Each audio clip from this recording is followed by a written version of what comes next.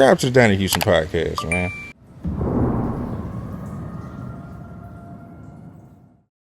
What's some of the things that stand out just from Pimp? I mean, just being in the studio or just you know what I'm saying, whatever. Work ethic, bro. Yeah. Oh, you told me some shit. You was like Pimp would record sometime, even just no beat. He record to the click. Nah, he wouldn't do that, but he would definitely, before, say for instance, he might be in PA with his family throughout the night, you know what I'm saying? He'll call me, he on the way to Houston, hey man, you up, woo, woo, meet me at the crib, we finna record. He would not stop recording until he did at least 3 songs. It don't matter what time, we not looking at the clock. If it's just a beat and a hook, or it might be a verse and a beat, or he doing 3 a day. 3 before he go to sleep. Yeah, he might have done some more with Avericks or wherever he was doing in Port Arthur, but when he come to Houston, we would do 3 songs. I remember seeing them say that, like, man, you know, I do 3 songs a day. Like, that was for real. That was some real shit. Beyond, like, scratch, none of them sounding the same. He might go through some tracks from other people, or he might start making that bitch on his own. You know what I'm saying? So when he came home, I'm the young nigga from the hood that, you know, I wanted to make myself an asset to see when he came home from jail. I'm like, I'm knowing with my affiliations with everybody in PA that was around C, if I make myself an asset to him when he come home, I'm gonna be able to fall in line. You know what I'm saying? I'm talking about 3-4 years while before he even came home. He ain't had no date. You know what I'm saying? I'm already knowing if I'm in position when he come home, I know I'm gonna be. It's gonna happen. I didn't know how it was gonna happen, but it happened. You know what I'm saying? And in the matter of me getting my first placement on a Billboard #1 album, all that happened, and he died within 90 days. You know what I'm saying? The album came out August the 7th, 2007. He died on December the 4th. And we could talk about I'm gonna just talk about the last conversation I had with C. The last few conversations. You know what I'm saying? He actually woke me up that Saturday morning, bro. To send him a song he had did. And I'm gonna let you hear it after we record this shit. But I'm gonna show you the emails just to show you the dates and shit. He made me send him the record. And we talking and shit, and he telling me, you know, cause Pimp had a publishing deal. You know, you might have seen people talking about that. It's starting to come out. We didn't talk about it off, right. But it's starting to come out in the right. Yeah. You know what I'm saying? I seen my name come up in the interview about it. C was doing distribution for UGK Records, and he had a publishing deal that he was doing. Shout out to Leo Williams.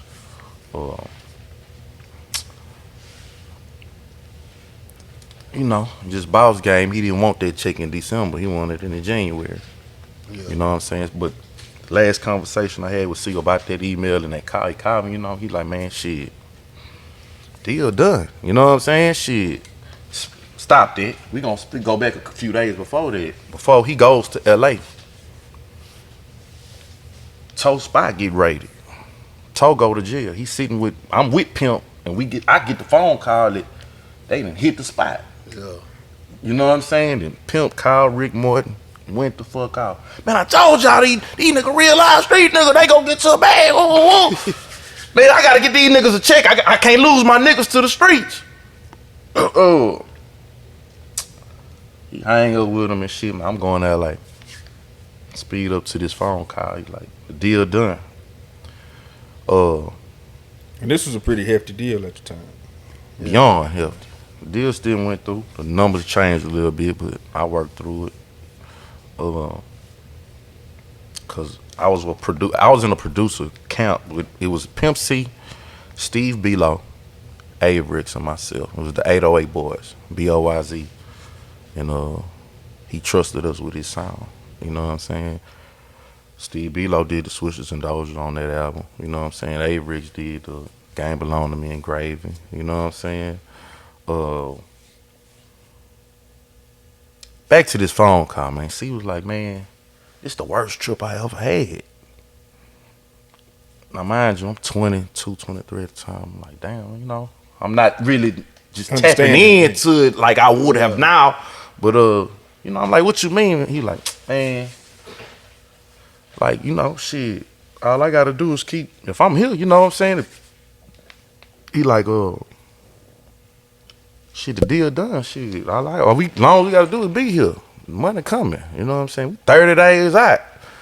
Get to this new quarter. You know what I'm saying?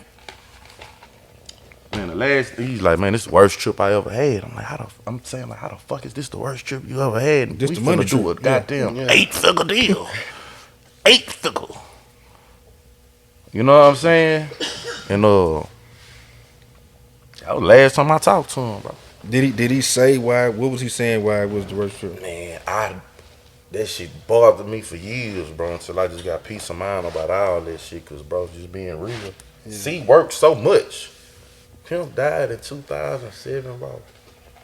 He still had projects coming out 20 to 2012. You know what I'm saying? So I'm still the way that I recorded. See, I always kept him recording all the outtakes, all that That's shit. what you was So, telling me. Yeah. You feel me? It's extra like shit, he's talking to me still through the music to where I can still talk and I know how he wants his shit.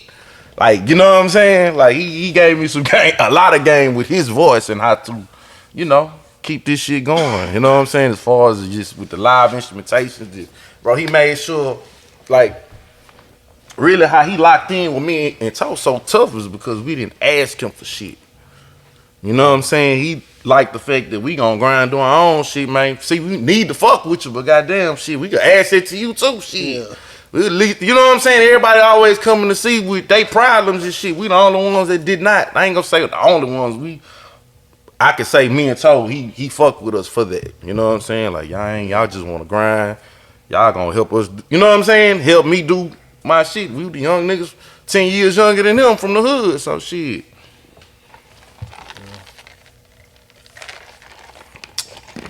Yeah.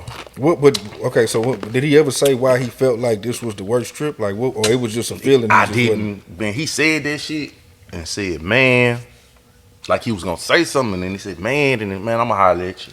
He And told that's me the the last same time I shit. talked to him, bro. And that was on that Saturday. That was that December the 1st, then. Yeah, that was December the 1st, Saturday of 2007. As soon as I got out of jail, I called him. He answered. He told me the exact same thing. He was eating on a cold cut sandwich, and I was like, "What you mean?" I say, "What you eating?" He's like, "That's a cold. That's a bad motherfucker right here. It's a cold cut from downstairs." He was at the hotel. Yeah. Yeah, he said this was a fucked up trip though. And that was it. He never said why. That He was said it. it I'm fucked up. thinking he gonna holler at me when he get back. You know what I'm saying? I know what he was going out there for. That was supposed to be all taken care of, so I didn't know what he was really talking about. Right.